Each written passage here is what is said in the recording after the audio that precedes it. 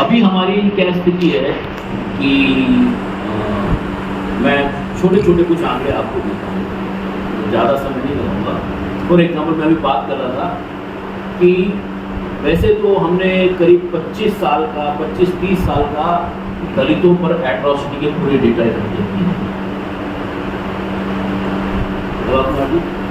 और हमारे पास एक स्टेट के डेटा का रिकॉर्ड है हमारे पास। और मैं आपको ये बताना चाहता हूँ वो करीब 11-12 लाख एट्रॉसिटीज के जो है 11-12 लाख एट्रॉसिटी पिछले 25-30 साल में हुई।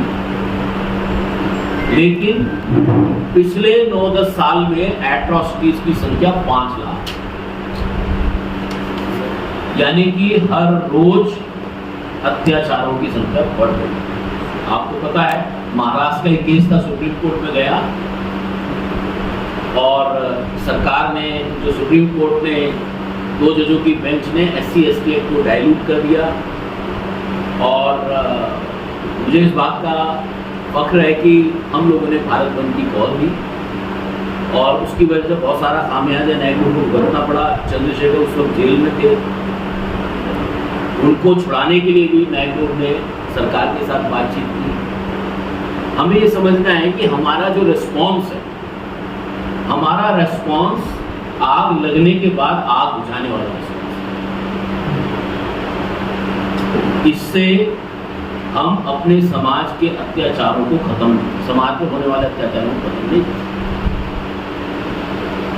सरकार ने कायदा बना दिया, हमने उस कायदे को लागू करने के लिए अपने समाज में क्या इंस्टीट्यूशनल स्ट्रक्चर खड़ा किया? क्या कोई है हमारे पास इंस्टीट्यूशनल स्ट्रक्चर?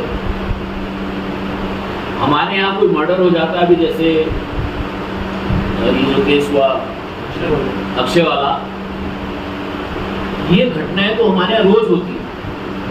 तो क्या हम रोज सड़कों पर आकर इसका विरोध करेंगे या हम कोई ऐसा जरिया बनाएंगे कि हमको रोज सड़कों पे ना आना पड़े और कार्रवाई हमारे जायज ना हो? तो हमें सोचना, एक मुझे लगता है कि एक बड़ा मुद्दा है। हमें ये भी देखना है कि हमारी बहुत सारी चीजें जो हमारी आर्थिक स्थितियां उनसे जुड़ी हुई, हमारा लाइवलीहुड, आजीविका जो है हमारी खत्म हो गई। हम लोगों ने 2002 में जब पूरे देश के 50 जो 5 ईयर प्लान थे उनका विश्लेषण किया, तो मैं आपको नवा कुमार जी बताना चाहता हूँ, सब साथी को बताना चाहता हूँ कि हमने ये विश्लेषण निकाला 50 साल के 5 ईयर प्लान के विश्लेषण के बाद। किसी भी 5 ईयर प्लान में schedule caste, schedule tribe, OBC और वीमेन और माइनॉरिटीज, इन तबकों को मिला के जो इन्वेस्टमेंट सरकार ने किया, जो खर्चा किया, वो 2% से कम।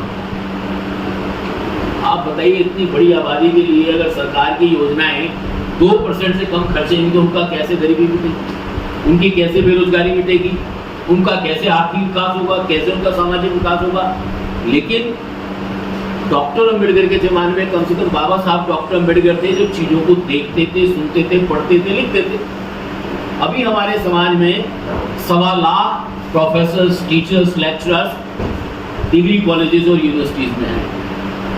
पूछना चाहता हूँ, क्या हमारे समाज के लिए पढ़े लिखे टीचर्स और प्रोफेसर हमारे समाज के प्रति जिम्मेदार हैं, अकाउंटेबल हैं या नहीं?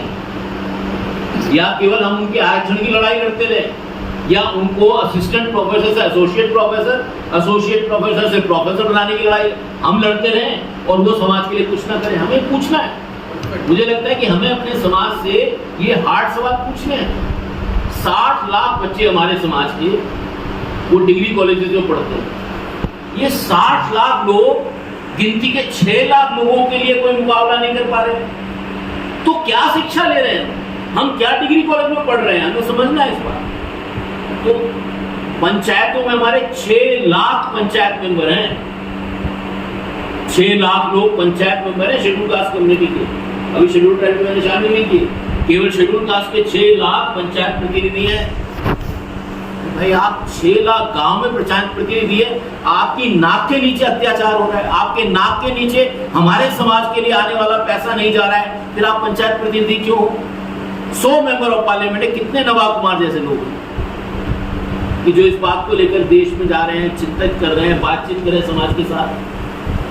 84 मेंबर ऑफ पार्लियामेंट चुनकर आई, बात ठीक है, कि वो सेपरेट इलेक्टेड वाला हमारा मुद्दा नहीं है, पर मैं कह रहा हूँ जमीर भी तो नाम की कोई चीज होती है। अपना आत्मसम्मान, अपने समाज कौम से संबंधित होने का भी कोई इशू होता है। अगर हमारे मेंबर ऑफ पार्लियामेंट अपने कौम के प्रति लापरवाह हैं तो ये जिम्मेदारी हमारी भी है। उनको जीतने तो जिसके बूते पे वो जीतते हैं, लेकिन हमारा काम है अगर वो हमारी सीट से जीते उनको जिम्मेदार ठहराना, उनको अकाउंटेबल बनाना। और मैं समझता हूं आज हमारे समाज में एक प्रवृत्ति है, हम आंकड़ों को देखते हैं, देश की नीतियों को देखते हैं, सरकार ने क्या पॉलिसी बनाई। अभी जिक्र आया, बार्टी का जिक्र आया। मैं सोचता हूं कि बार्टी जो अनुसूचित जाति जनजाति तमाम वर्गों के लिए काम करती थी, उसमें हमारे समाज का अवसर आ गया, उसने काम किया, अच्छा काम किया, हम सब लोग वाहवाही करने लगे। हमारे दिमाग अब जब बंद कर दिया तो हम माथा पीट रहे।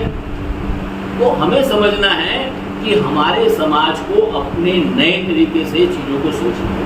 हमें इंस्टीट्यूशनल स्ट्रक्चर बनाना होगा। हमारी राजनीति वो फेल हो जाती है, हमारे सामाजिक संगठन फेल हो जाते हैं, हमारे एम्प्लॉय के